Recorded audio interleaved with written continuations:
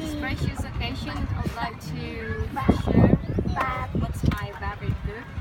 When I was in junior high school, I love reading comics and also religious books. But I don't remember. Like you guys, I don't remember the title and also the author. By time, I changed my genre. Now, at the moment, I prefer to read education.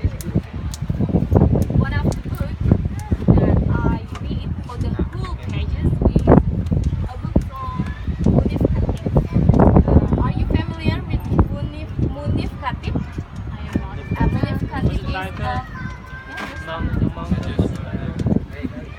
the title is Bella. Tidak Bella. The title is Bella. Sekolah tidak membutuhkan air mata. Sekolah tidak memerlukan air mata. Ya Bella. The fiction or non-fiction? Novel. But it's about education. Munif Khatib is a consultant in education field. That book is teach me how to be a good teacher.